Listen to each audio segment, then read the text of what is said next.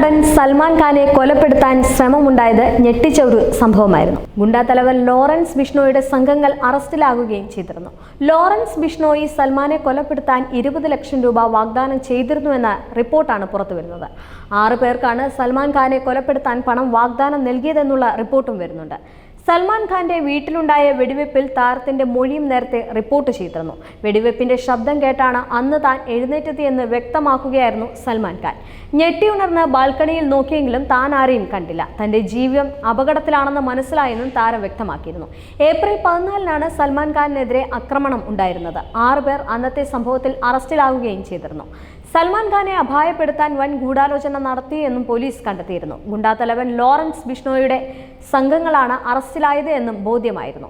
താരത്തെ നിരീക്ഷിക്കാൻ ബിഷ്ണോയി അധോലോക സംഘത്തിലെ 70ഓളം പേരെ എത്തിച്ചുവെന്നും റിപ്പോർട്ടുകൾ വരുന്നുണ്ട്. ടൈഗർ 3 ആണ് സൽമാൻ ഖാന്റേതായി ഒടുവിൽ പ്രദർശനത്തിനെത്തിയ ചിത്രം.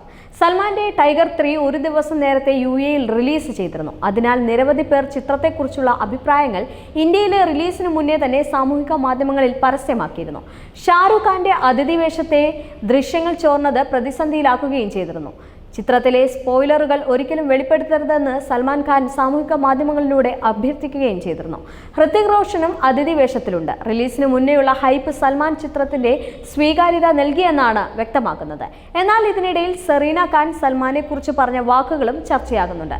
സൽമാൻ ഖാനെ ഭയത്തോടു കൂടിയാണ് ആദ്യം കണ്ടിരുന്നത് എന്നാണ് താരം വ്യക്തമാക്കുന്നത്. എന്നാൽ അത് മനസ്സിലാക്കിയ സൽമാൻ തന്നോട് പിന്നീട് സൗഹാർദ്ദപൂർവ്വം ഇടപെട്ടിരുന്നുവെന്നും സെറീന പറയുന്നുണ്ട്. സൽമാൻ ഖാൻ നായകനായ വീറിലൂടെ ബോളിവുഡിൽ നടിയായി എത്തിയതാണ് സെറീന ഖാൻ.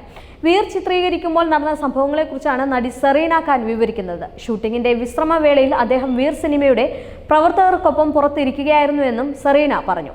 ഞാൻ അദ്ദേഹത്തെ തുറച്ചു നോക്കിയപ്പോൾ എന്ത് സംഭവിച്ചു എന്ന് നടൻ എന്നോട് ചോദിക്കുകയും ചെയ്തു. അദ്ദേഹത്തിന്റെ മുന്നിലാണ് ഇരിക്കുന്നത് എന്ന് തനിക്ക് വിശ്വസിക്കാൻ കഴിയുന്നില്ല എന്നാണ് സെറീന മറുപടി പറഞ്ഞത്.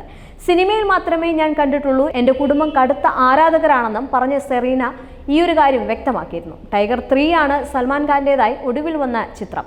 ടൈഗർ 3 ഒരു ആക്ഷൻ ചിത്രമായിട്ടാണ് പ്രദർശനത്തിന് എത്തിയിരുന്നത്. ചിത്രത്തിന്റെ ഇന്ത്യൻ ബോക്സ് ഓഫീസ് കളക്ഷനിൽ മികച്ച നേട്ടമുണ്ടാക്കാനായി എന്നായിരുന്നു റിപ്പോർട്ട് വന്നിരുന്നത്.